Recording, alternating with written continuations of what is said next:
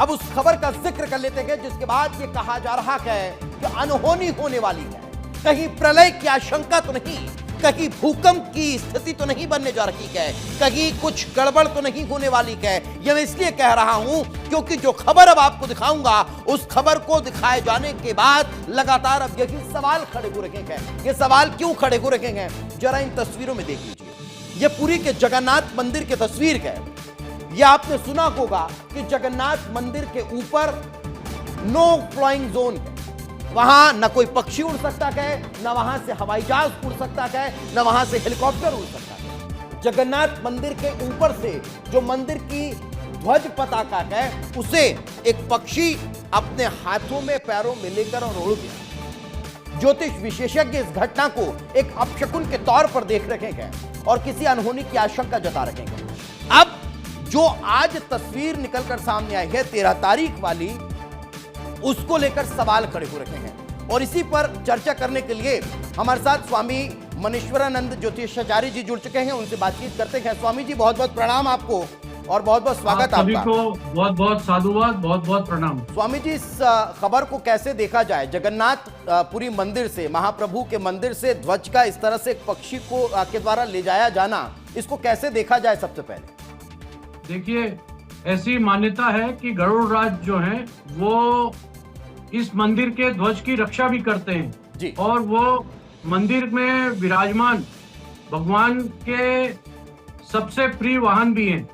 और जब जब ऐसी घटनाएं हुई हैं ध्वजा के साथ, या तो 2020 से लें तो जो आग लग गई थी और उसके बाद बड़ी महामारी आई थी, उसके अनुसार हम देख रहे हैं कि ये कोई अनिष्ट संकेत दे रहा है और ऐसा भी लग रहा है कि कोई बहुत बड़ी महामारी या प्राकृतिक आपदा पूरे विश्व को हिला दे, ऐसी प्राकृतिक आपदा आने के संकेत मिल रहे हैं जी। लेकिन मैं ये भी समझना चाहूंगा, पुरानी घटना का भी आपने जिक्र किया, एक बार फिर इस तरह की अनहोनी सामने आई है।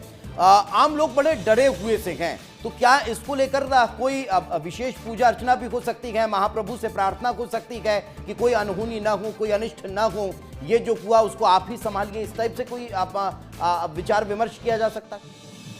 देखिए, बड़े जो महान पंडित हैं उन लोग की ऐसी योजना होती है कि कभी ऐसा अनिष्ट हो तो भगवान विष्णु जो साक्षात वहां पर विराजमान है, जो ऐसी बहुत सारी मान्यताएं हैं कि उनका वहां पर होना निश्चित है और उनको हमें उनके बहुत सारे ऐसे प्रमाण भी मिले हैं। अगर उनकी पुनः प्रार्थना की जाए और उनको आराध्य मानकर कुछ अनुष्ठान किया जाए तो शायद इससे हमें कुछ ना कुछ कमी देखने को मिल सकती है। कुछ अनिष्ट कम हो, ऐसी संभावना हो सकती है जी।